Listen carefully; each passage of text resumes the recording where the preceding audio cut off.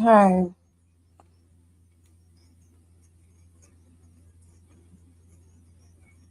Mm,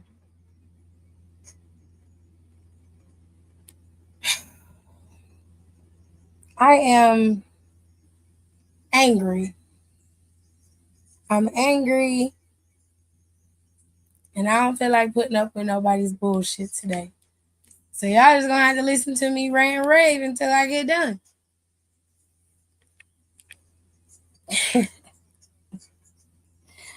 I am all for you building a story. Stories are fine. What I have a problem with is the incessant need to do something weird every fucking time. It doesn't have to be like this. My only problem, my biggest complaint, and I'm just not I'm not with the bullshit. My biggest complaint, my biggest problem is that you didn't even have to involve Sammy in any of that. You could have left that shit between Gunther and fucking Cody. Cody could have retained against Gunther. Gunther could have had a fit. They could have had the match on Raw since Nick was losing it, whatever. And you could have left that shit between Cody and Gunther.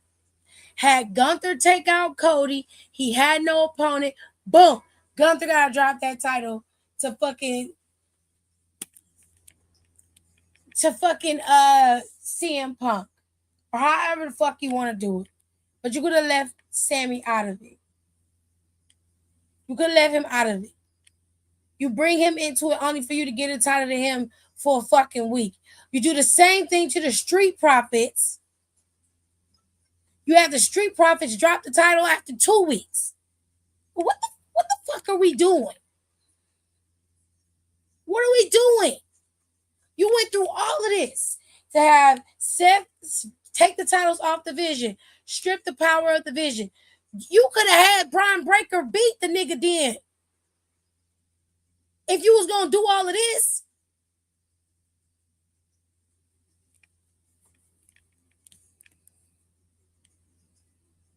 there's nothing nobody has gonna be able to say to me to make it make sense. So y'all can do whatever the fuck y'all want to do in terms of how you feel about it.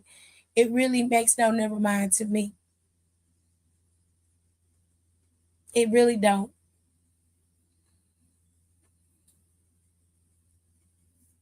You can talk about it however you want to, but CM Punk could have went the rest of his career with never holding that title again.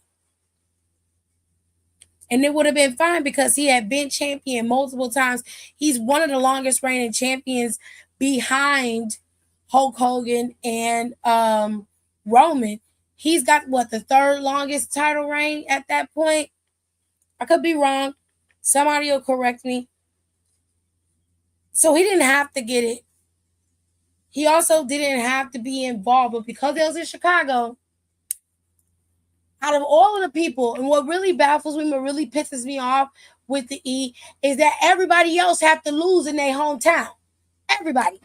Bailey, fucking Bianca, everybody loses in their hometown. I've yet to see anybody actually have a decent moment in their hometown, especially the vets.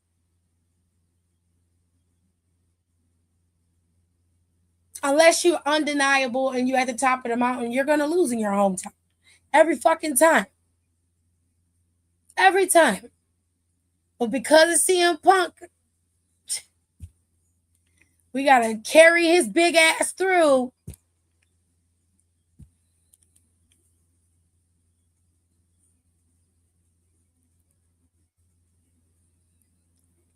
I'm so fucking tight. And I knew, and this is the sad part, I knew they were gonna do this. I knew they were gonna do this. And it still pissed me off.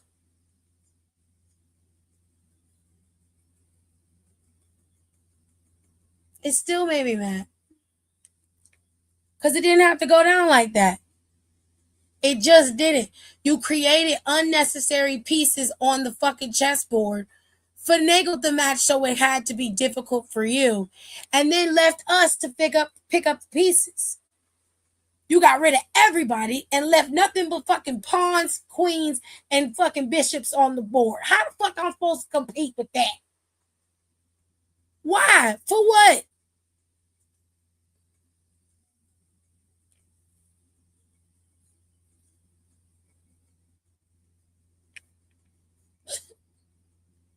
It never fails. No matter how many times you try to be like, it's not that bad. It is that bad. It legit is that bad. It is that bad.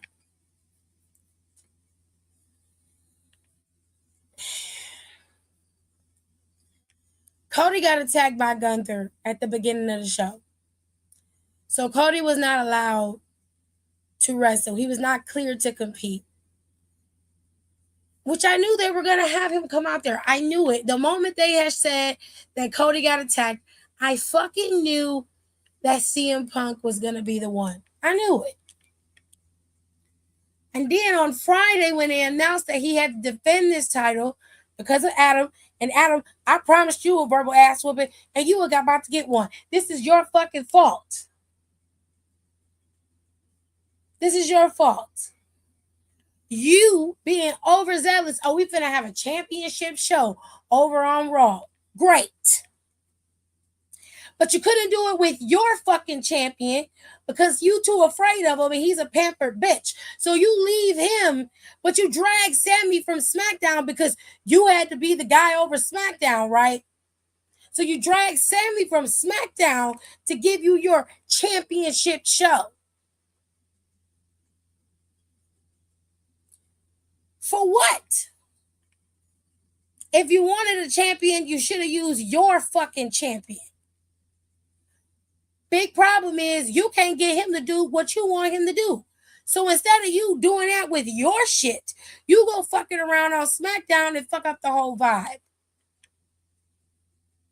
Then you want to get mad because niggas is acting out on your show. That's a regular fucking occurrence with you. That's everyday shit. And you want to get in Nick's face talking about you can't control yourself. No, you're a bitch. That's what that is. You let them talk to you crazy and disrespect you on a weekly basis. And you think finding them is going to stop them from doing what they're doing. Proof that your fathering doesn't work. You have a rampant child running around with weapons that he could actually use against you and the entire roster, and you do nothing but placate him until he does something out of line. Then you want to go yelling and screaming. He doesn't listen to you. He doesn't give a fuck about what you're talking about. He hasn't listened to you since you were GM in the pandemic. He doesn't care. So instead, you go, I'm going to take the champion over here. We're going to have a championship match over here. Right. Perfect sense. Can't control my own champion, so I might as well poach yours. Especially since, you might be getting fired. But, dumbass, it didn't dawn on you, hey, Gunther might still be pissed off that he doesn't have the title. He didn't run into Sammy. He literally went after Cody. Took out Cody. Great. Then Nick come in, save the day with fucking CM Punk. Why? Because CM Punk is a SmackDown wrestler. You caused all of this. All you had to do was keep your bald-headed ass on Raw and mind your business. You was like, oh, we're going to make it a whole affair where we have SmackDown. We might even bring some SmackDown wrestlers on. But where the fuck was they at? Only SmackDown wrestlers I saw were Sammy, fucking Gunther, and Cody. So where was the rest of the SmackDown brood at? Where were they? In the back eating banoffee? Huh? What was they doing? The fuck is you talking about? Congratulations, you had a big show. You did a great job, I guess. Wonderful.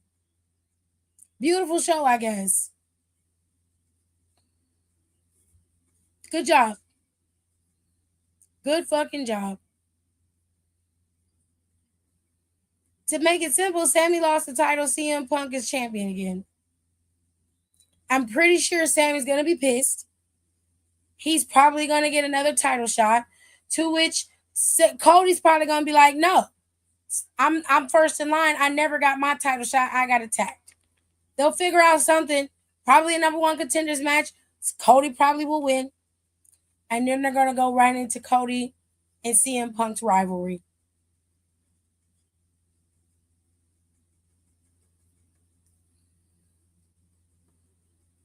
Sure. Whatever makes you happy.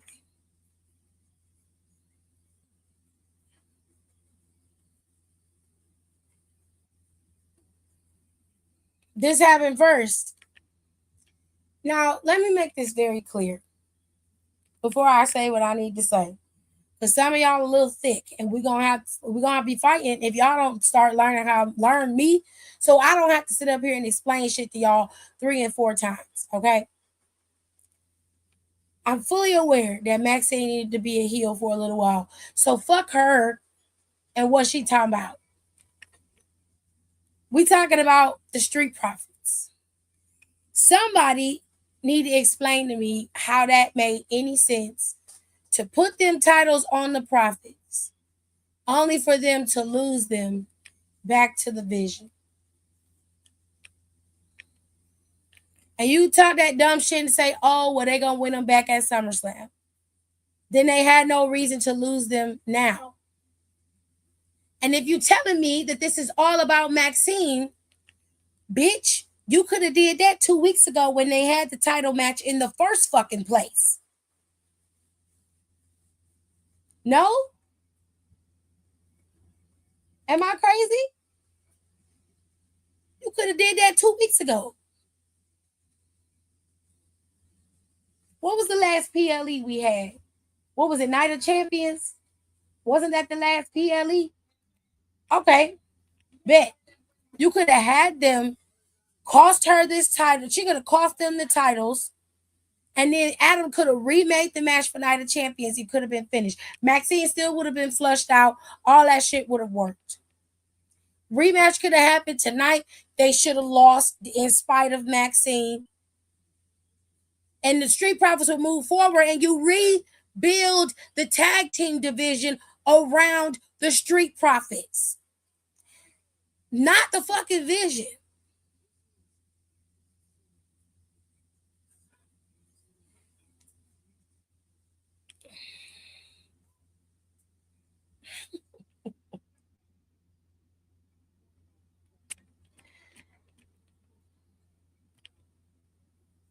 This is why every time we have these conversations, I feel like I'll be losing my mind.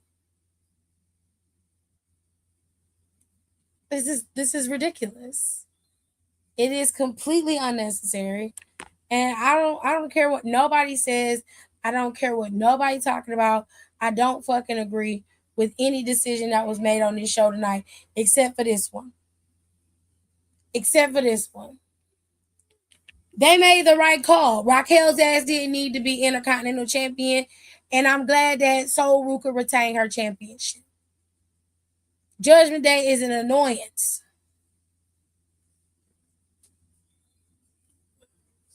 Put it down. They're a nuisance. And I'm sick of them. They gotta go. You're already building a new version of them in the fucking Vision.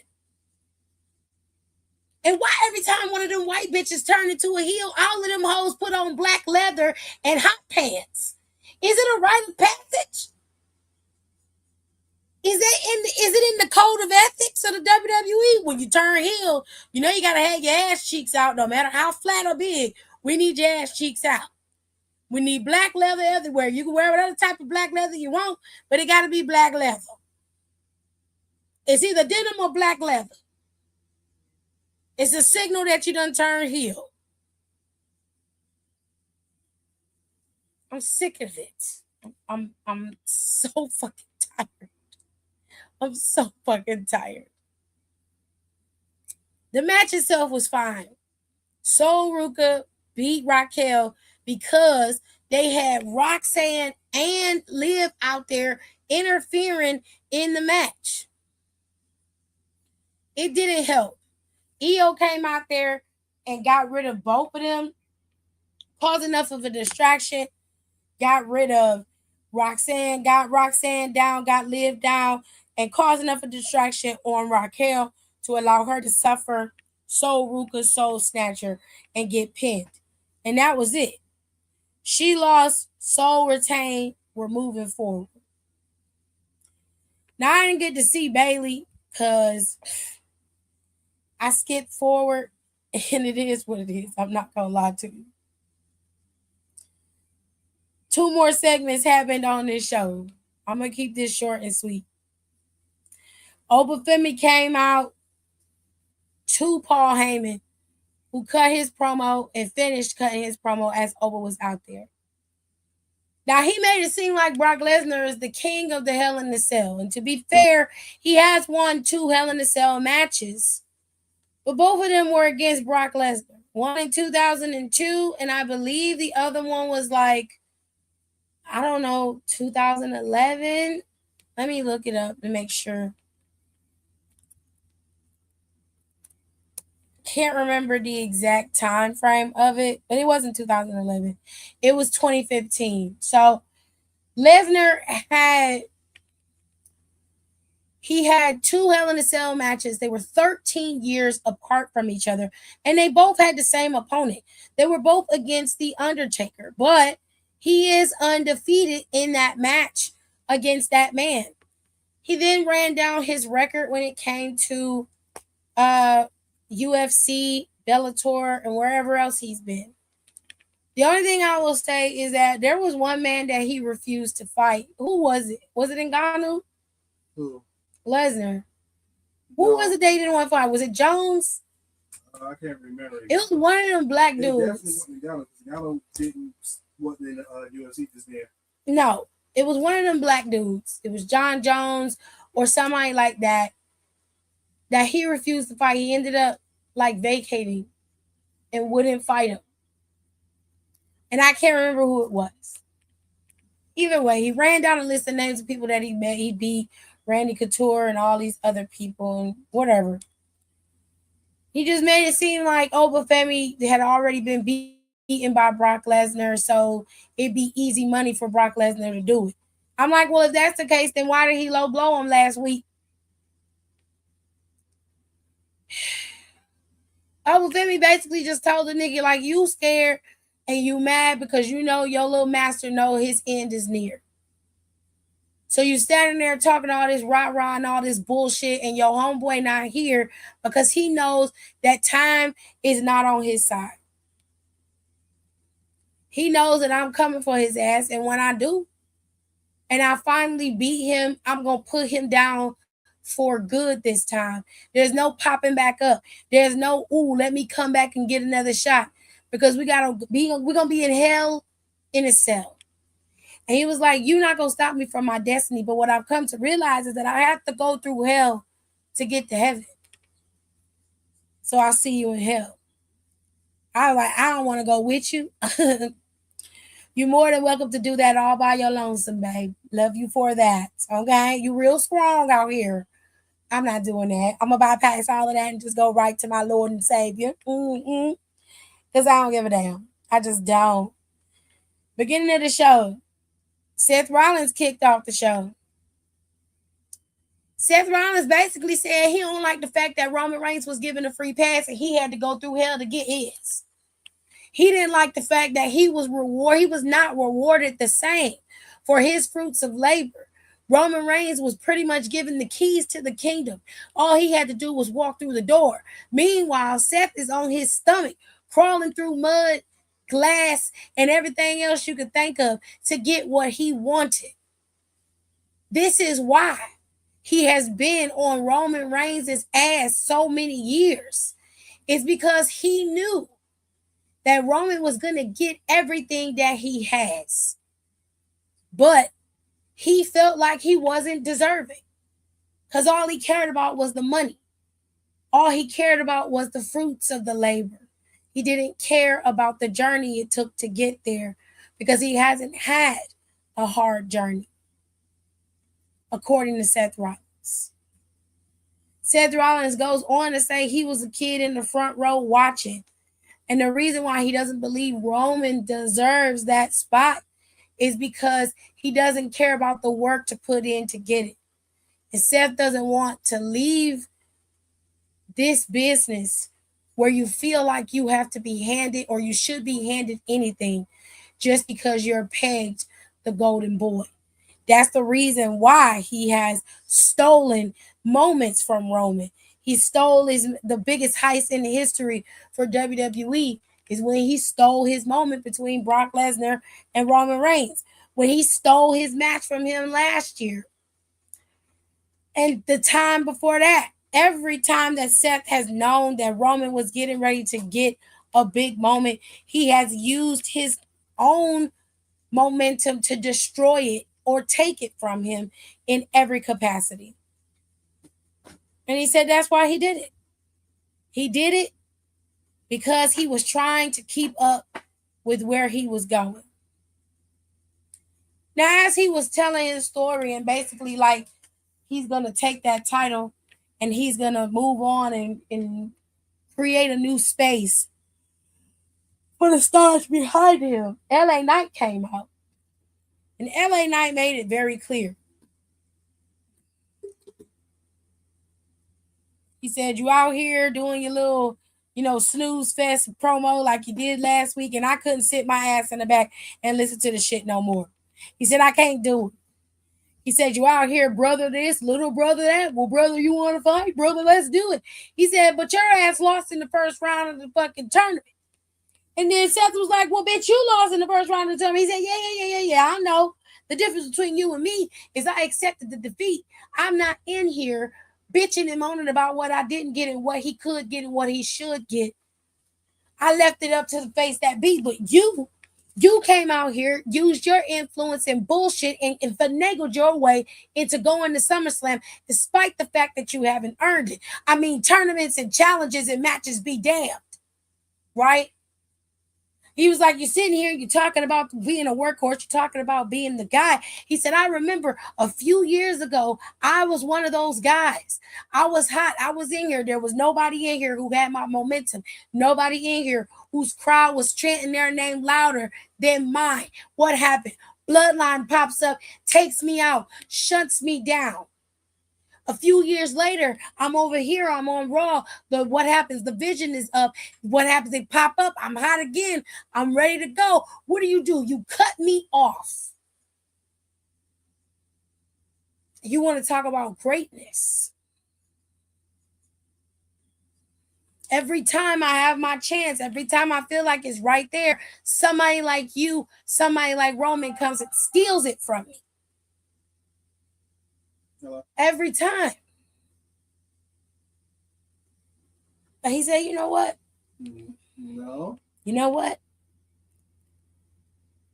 He said it's strange how you can sit here and talk all this and say all this bullshit. But you've been a culprit of it your damn self. You've done the same things. That doesn't make you any different. Now, Seth made it very clear. He said, look, you finished? You done? You got it out? You feel better? All right, cool. He said, listen to me. You will have your chance because you are right. You are one of those guys. You will have your chance to be a shining star and be at the top of the mountain. It just ain't going to be right now because I don't have time for you or this. But he said, I tell you what, when I get done with Roman Reigns and we have that title match and I beat him and I come back to Raw and I'm champion and you get in my face again and you want to go, you will be my first lesson. You'll be my first victim to prove I am what I say I am. Seth left. But of course, That couldn't just be the end of it. No, no, no. See, last week we all saw LA Knight in the ring facing off against Jimmy, and Solo interfered once again. And as soon as Solo was nowhere to be found, well, Jimmy ended up going in there and taking out LA Knight. He suffered the fate of what Solo definitely should have suffered. Not only that, but as they were leaving the arena, Jackie wanted to ask him, hey, what was that? What's going on? Big Jim is like, look, I did what I had to because it's time for people to understand that you can't just talk about my family however the fuck you want to talk about my family. Well, LA Knight didn't like that, so he came out there after him like, yo, we was supposed to be on some cool shit. You out here being reckless and in my shit. Like, what the fuck? And that's when Jacob took him out. Now, of course, it seems that their issue is more so with Solo. They're looking for Solo, but for some reason they can't find him. However, he has a tendency to pop up on Raw, clear as day, and y'all niggas be in the back. Don't chase him off. Don't go find him. Don't do nothing. But somehow you can't find him. All right, then. Whatever makes y'all happy. Look, there was no Danhausen today from what I saw. They announced that there's going to be a gauntlet match. I assume it's going to start next week. The gauntlet match will consist of Javon Evans, Ethan Page, Chad Gable, Dragon Lee, Rusev, Dominic Mysterio, and I want to say somebody else I might be missing. I think it's supposed to be like 7 people in that tournament. I mean, in that gauntlet match, 6 or 7, maybe 8. So I'm not 1000% sure, but don't quote me on that. We also saw a tag team match between Dragon Lee, Chad Gable, Rusev, and Ethan Page. I guess Rusev and Ethan Page won that match. I just don't like the pairing of Rusev and Ethan Page. I don't care for it. It makes no sense to me, and I think that it does Ethan Page a severe disservice. Um, I'm just not a fan. I'm just not a fan of it. I don't like it. Um, and that's it. There wasn't a lot of women stuff happening. I did hear that Bailey was on there and she was upset, about Lyra betraying her the way that she did. I didn't get to see that, so I have no opinion on that one way or another. But I'll tell you this.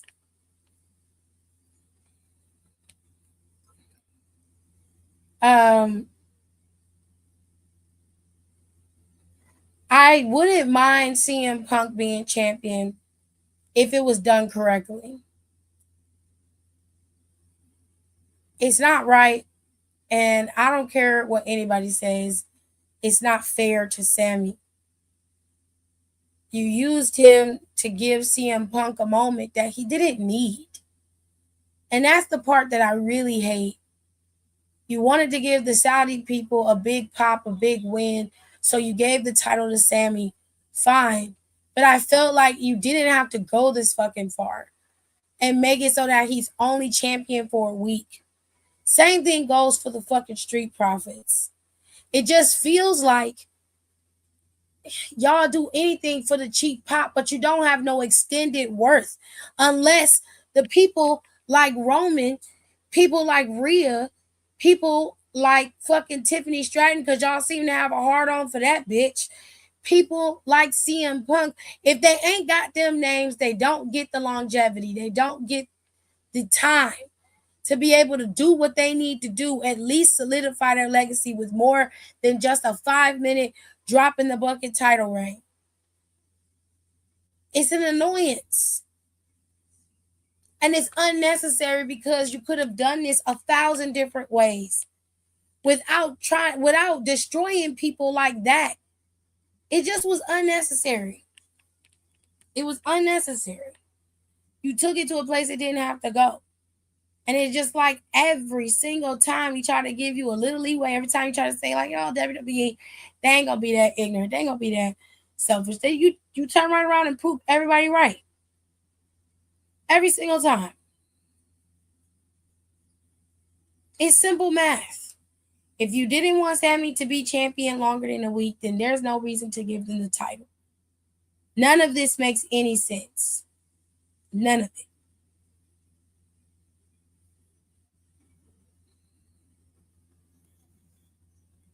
And I know some of y'all are happy, and that's your business. Y'all can be happy. I'm not shitting on your parade.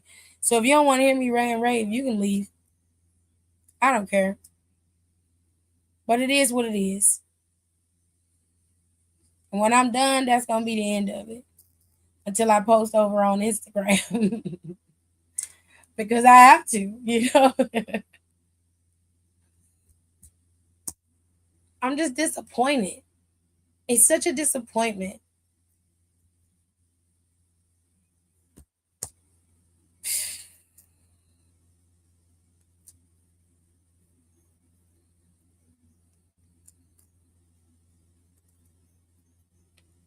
And the sad part is, I knew this was going to happen. I knew it was going to happen. And if it hadn't happened with Cody, I'd have been just as pissed off.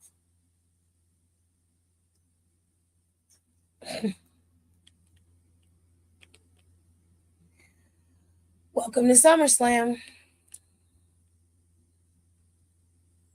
Thanks for tuning in. Don't forget to rate, comment, and subscribe for more wrestling content. Check out our merch and consider becoming a member for exclusive perks, special emojis, and members-only content.